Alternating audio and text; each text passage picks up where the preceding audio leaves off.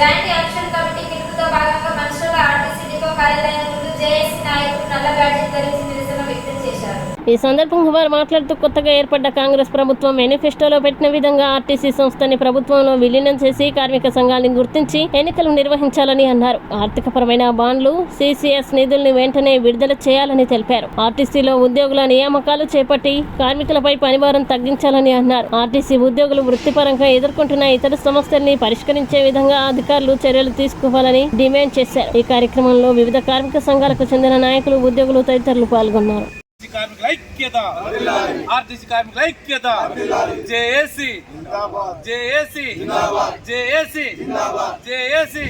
ఈ రోజు తెలంగాణ వ్యాప్తంగా మరి ఆర్టీసీ కార్మికులు ఎదుర్కొంటున్న సమస్యలపైన ప్రభుత్వంలో ఆర్టీసీని విలీనం చేసుకుంటామని మరి మేనిఫెస్టో పెట్టిన దానిపైన, అదే విధంగా 2 సంవత్సరాలు యూనియన్లు లేకుండా ఉన్నాయని ఆనాడు కేసీఆర్ గారు చెప్పిన దాన్ని మరి తుంగలో దొక్కి మరి యూనియన్లు లేకుండా కూడా ఇప్పటి వరకు యూనియన్లకు పర్మిషన్ ఇవ్వకుండా చేస్తున్న దానిపైన, అదే విధంగా కార్మికులకు రావాల్సిన బాండు డబ్బులు మొత్తం మందికి ఇవ్వకుండా మరి కాలయాపన చేస్తున్న దానిపైన, అదే విధంగా ఆర్టీసీలో కండక్టర్ డ్రైవర్లు మరి షార్టేజ్ ఉన్నదని చెప్పి ఏదైతే పనిచేస్తున్న కార్మికుల పైన పని భారం పెంచడం పైన కొత్తగా రిక్రూట్మెంట్ చేయాలనే దాని మీద, అదే విధంగా సిసిఎస్ మరి ఇతరత్ర రావాల్సిన లావాదేవీలు అన్ని కూడా ఇవ్వాలని మరి జేఎండీ యాక్షన్ కమిటీగా తెలంగాణ వ్యాప్తంగా ఆర్టీసీ కార్మికులు ఏకమయ్యి మరి ఈ రోజు నిరసన కార్యక్రమాన్ని నల్ల బ్యాడ్జీలతోటి తెలపడం జరుగుతుంది. ఇక ముందు కూడా జేఎండీ యాక్షన్ కమిటీ ఎలాంటి కార్యాచరణ తీసుకున్నా కూడా కార్మికులందరూ ఏకకంఠంతో ముందుకొచ్చి ఉద్యమాన్ని ముందు నడుపుతారని తెలపరుస్తున్నాం. మంచిర్యాల డిపో.